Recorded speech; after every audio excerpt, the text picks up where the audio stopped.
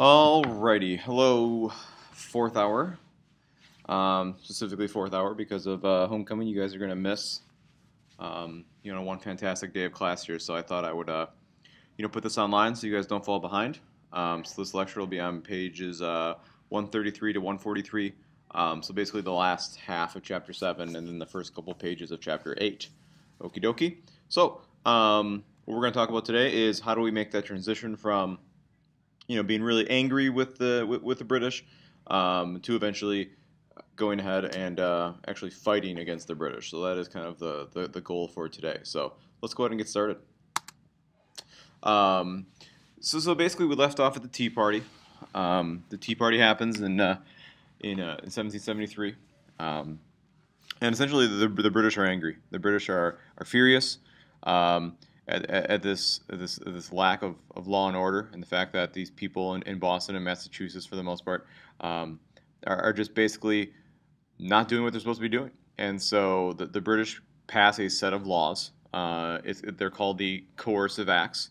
In the colonies, they're known as the Intolerable Acts. They're in 1774, so now we're getting really close to war here. The British sent 2,000 redcoats to Boston to kind of throw down on those people and to make sure that things go the way they're supposed to go. Parts of these Intolerable Acts are pretty important to know. Probably one of the biggest ones is the Boston Port Act. That pretty much closes down the Port of Boston, which is crippling for the New England economy. For now on, government officials are appointed by the British, and they're no longer elected, and town meetings are also banned. And so basically, democratic rule in Massachusetts pretty much comes to an end. The British pretty much take over. British soldiers that commit crimes are not tried by American juries, which is very, pretty infuriating for the Americans. I'm not sure we talked about this in class, but the people that were involved in the Boston Massacre, the soldiers, were actually tried by the colonists. In fact, John Adams, who will be our second president and a signer of the Declaration of Independence, he actually defends the British troops during the Boston Massacre. So previously, soldiers were tried by American juries, not anymore. So that's going to really anger the colonists as well.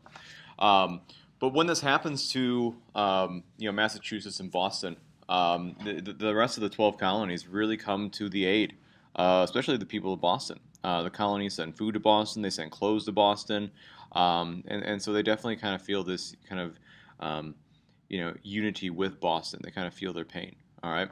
One of the big effects of the Intolerable Acts is the First Continental Congress is summoned, and so we have a meeting of all 13 colonies to basically talk about what is going to be the next step. What are they going to do? And so the First Continental Congress, they're not a legislative body, because you see the word Congress and you assume they can pass laws. That's not what they're there for. It's basically kind of a consultation where the colonies are going to get together and talk about what is their next move, what are they going to do.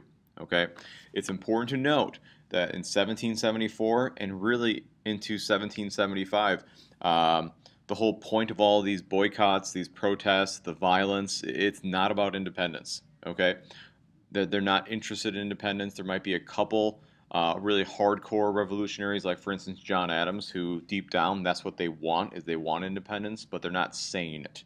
Okay, and so really through 1774 to 1775, we're looking at the goal is reconciliation. Okay, the colonists want to repair the damaged relationship between the colonies and the mother country. Okay, so some of the actions taken by the Continental Congress is they write a couple documents. They write the Declaration of Rights, which basically declares the rights that they have as colonists. They send a petition to the king asking for him to kind of step in and have Parliament take away some of these outrageous taxes. But the biggest thing they do is they pass what's called the Association.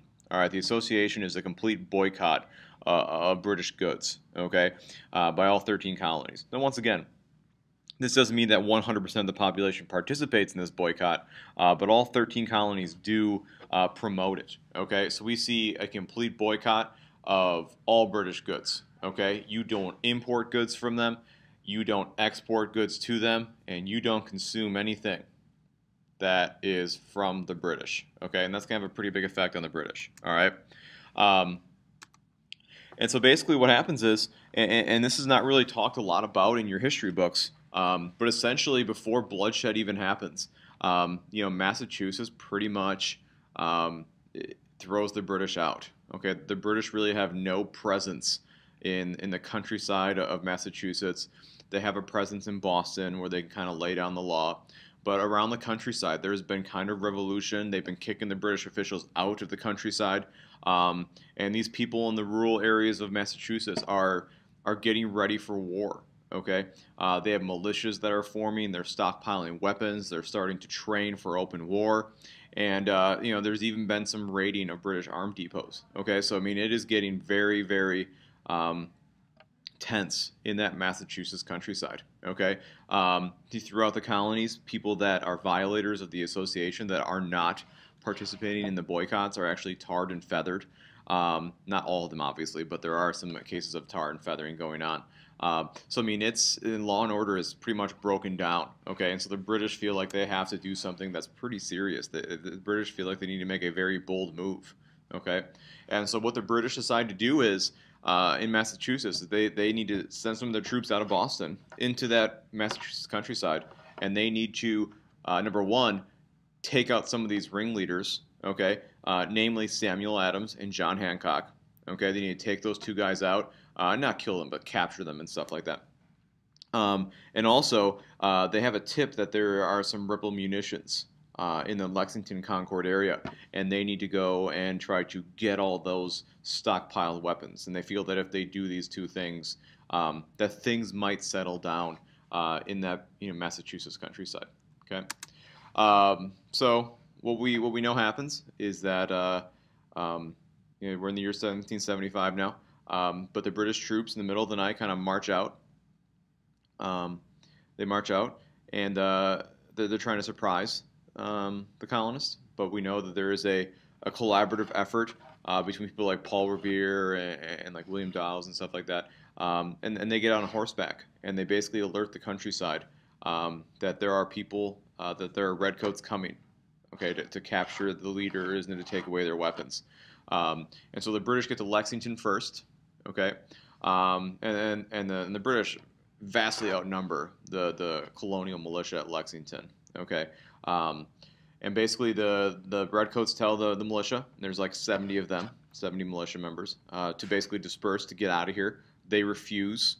Okay, so you have the British redcoats staring off into the militia here, and they're both just kind of a little stare down here. We don't know what happens. We don't know who fires the first shot, but the shot heard around the world is fired at Lexington. If I were to guess, I would guess that it was the Patriots that probably fired first. Okay, but pretty much because they were more undisciplined, and it's probably much more likely that someone would have kind of been more likely to do that than the redcoats. But anyways, the Battle of Lexington is really kind of a not really much of a battle. It's more of a massacre. The British just pound the crap out of the Patriots, and the Patriots just run away. Okay. So anyways, the British continue marching on. They get to Concord, and when they get to Concord, there are a lot more, Minutemen militia. Okay, the Minutemen are what they call them because you could be ready at a minute's notice. And so now the British are like, we've kind of stirred the hornet's nest here. You have like literally thousands of Minutemen that are just Minutemen militia that are just swarming to Concord. People hear that the British are there, and they're trying to take away their weapons, and they just swarm to Concord. And the British realize that they are in some deep trouble, and so the British turn around and they start marching back to Boston. But all along the way, you have these militia members, these patriots, jumping out of the woods and shooting them, and there's hundreds of Minutemen that are kind of trailing the British column and just shooting the very end of the column and slowly whittling the British away. And the British lose about 100 men and 174 wounded. So they take pretty severe casualties out of a original force of 800. Okay, so they really take a whooping. And this is really where the violence starts. Okay, once again though, independence is not the goal here. It's not like the battle cry was freedom or independence or stuff like that. It was, the main point of emphasis here was still reconciliation. So we look at when the revolution starts here. It's important to note, people tend to really romanticize this period of American history. and talk about a united nation and stuff like that.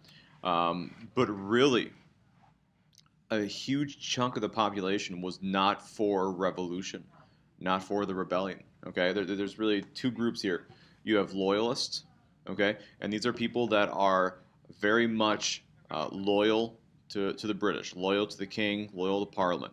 Okay, you're going to find a lot of these guys in New York, the Carolinas, and Georgia. Those are going to be loyalist strongholds. Okay, and like I said, they're 33% of the population. So about 33% of the population are people that do not support the rebellion. And in fact, these loyalists will actually fight against the patriots.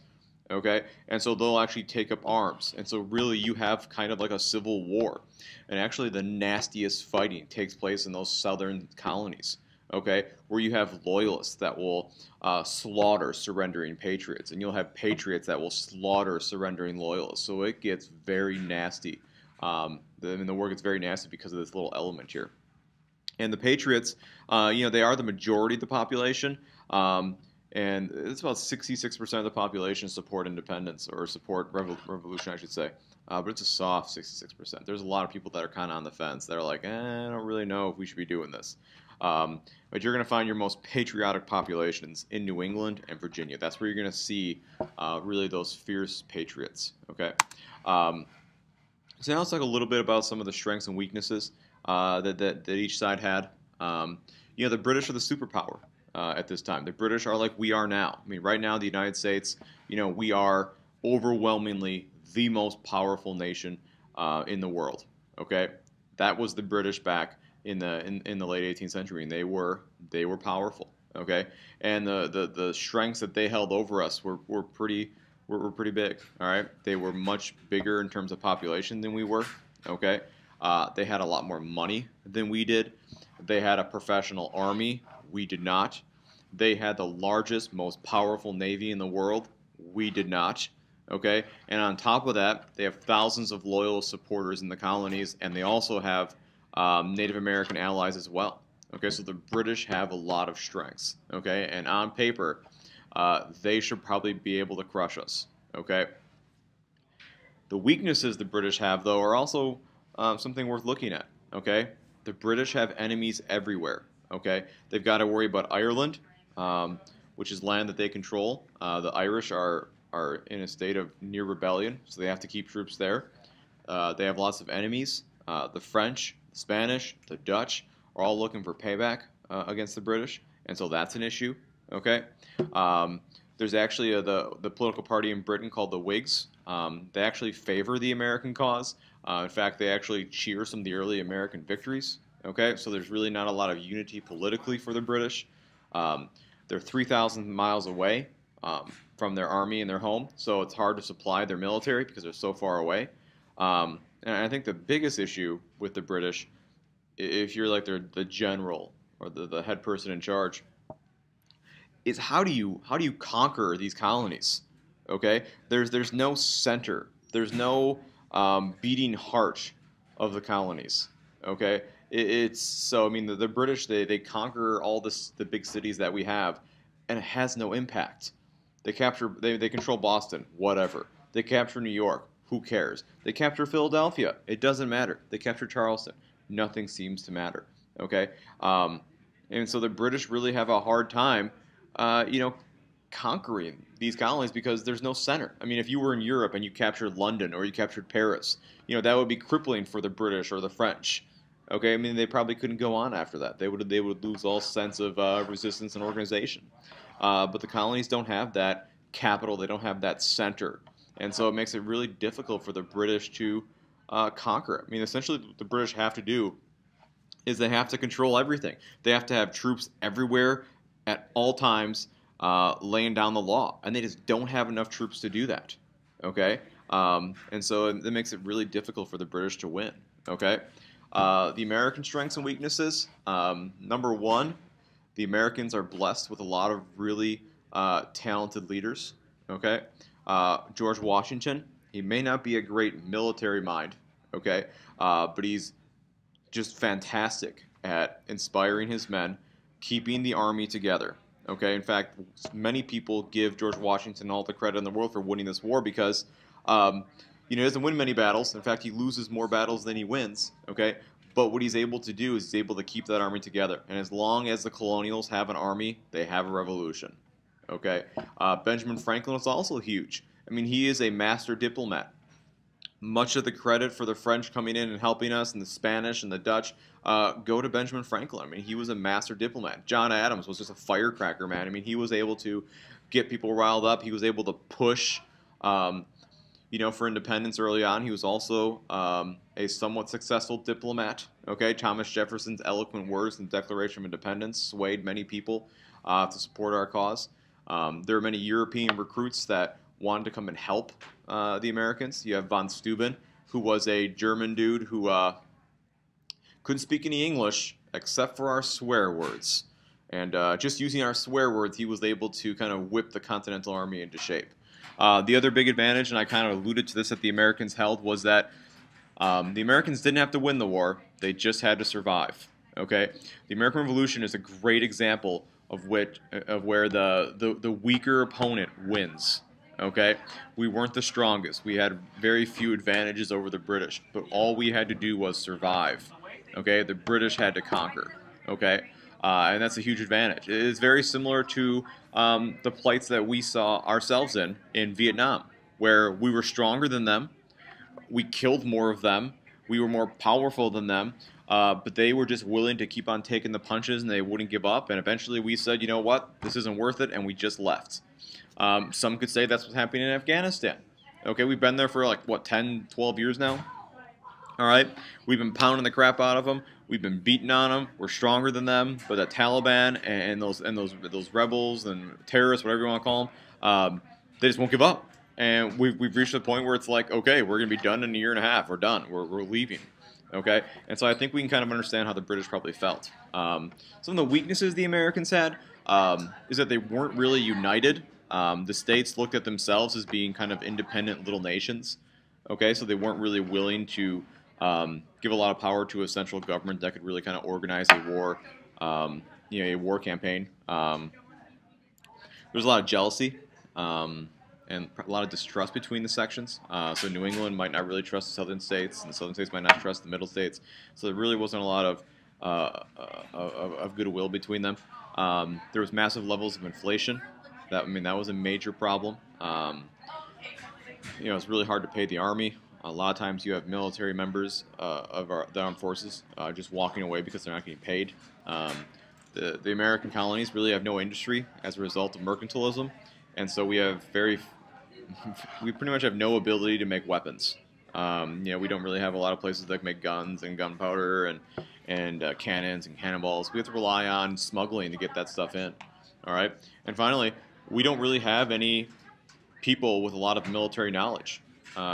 Sure, we have people that know how to shoot, and George Washington is kind of okay, but Washington was his highest rank in the militia was a colonel, so he had no experience of ever running an entire army. He might have been experienced, leading a couple hundred men, but he never ran a large-scale conflict like he was running, and so there really was. There had to be a pretty big learning curve for some of these guys. All right. So anyways, kind of getting back to the chronological side of things, after Concord, the Patriots basically chase the Redcoats back to Boston, okay? And they pretty much have a siege of Boston, okay? Where the colonials just dig in around Boston and they won't let the British out. So Boston is kind of an occupied city, all right? So anyways, really the only significant event of the siege. And here's actually a really great map of Boston. But Boston's kind of a weird city in that there's like a little neck that connects the city. Okay, and it's almost like an island. It has like a little road here kind of thing that connects it, and so it's a pretty easy city to kind of block off. But anyways, what ends up happening is that there's a pretty big battle on Bunker and Breed's Hill. Mostly Breed's Hill. It's called the Battle of Bunker Hill, but it's really Breed's Hill. But anyways, the colonists fortified this hill. All right, and when they have this hill, they have the ability to basically lob cannonballs into Boston, and so the British feel like they have to fight. Okay, and so the British are going to send their troops out to try to take down the rebels at Bunker Hill. I gotta close the door 1 second. It's getting a little loud here.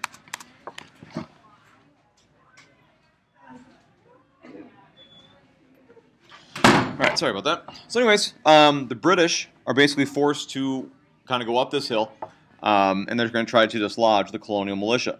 All right. Now, that's a pretty tough job. I mean, you imagine if you have to like hike up, Little Switzerland or Alpine Valley, with 60 pounds on your back, and the whole time you're marching at people that are behind a little makeshift wall that are shooting at you the whole time. All right. I mean, so it's a frontal assault against a reinforced enemy. Okay, and the British get slaughtered. Okay, they march up there 3 separate times, and each time they just get blasted. Okay, I mean they just get crushed. Okay, and they do eventually take the hill, only because the colonials run out of bullets, or musket balls, I should say, and then the colonials run away in a very disorganized manner. And a lot of them get killed at that point. But if you look at just the casualties, the British lose about 1,000 men. 226 dead, 828 wounded. They lose a lot of officers. I mean, it is not a good win for the British. You don't want to win battles like this. Okay, so I mean that is a big battle early on. The effects of Bunker Hill. One of the French politicians said a few more victories like this will basically put an end to British dominion in America. So it wasn't a good victory to have. Or actually, Henry Clinton said that. My apologies. The British were shocked by the colonial resolve. I think it shocked everyone. The British kind of felt like they needed more troops, and so one of the things they did as a result of this, they hired Hessian mercenaries. I guess a little bit of the cockiness was done away with. I mean, after the British took a little bit of a beatdown here, I think they kind of took the colonials a little more seriously. Unfortunately for the Americans, the faith in the superiority of the militia is strengthened. There's almost this belief that the Minutemen are, unbeatable, I guess, in which case they're not. They're very poorly trained, and they're not going to be able to stand up to the British on like an even battlefield in the open fields. And basically, this is kind of the only real conflict during the Siege of Boston. The British kind of after this say we're not going to attack them anymore, and there's kind of just a big staring contest for quite a bit of time here. And eventually, the British feel like they have to leave. Eventually, the colonists are able to get some cannons, surround the Boston, put the British fleet at risk, and the British basically say to the colonists, "Hey, we're going to leave. Give us a day or two to leave, and it's yours." And they leave. And actually, this day is still commemorated as Evacuation Day in Boston. Okay, and so finally, last slide here. During this siege, the Second Continental Congress is meeting in Philadelphia, and they have basically 4 important things that they do.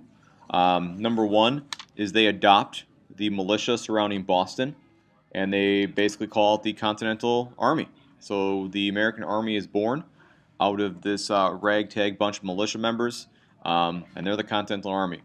George Washington, who is a Virginian, and really one of the few Americans who has any military experience at all on a kind of higher rank level, I guess. He is named the commanding general. Now this is also a political move because many people like John Adams, for instance, knew that they had to do something that would kind of unite the colonies a little bit. And so George Washington was a Southerner, and more importantly from Virginia, the most populous and most powerful state, or colony, excuse me. And so they kind of knew he had to be the one that had to be put in charge. Okay. So anyways, he's put in charge. He becomes the commanding general. And also, and this is important because once again, this goes back to the thing we talked about like with the very first slide.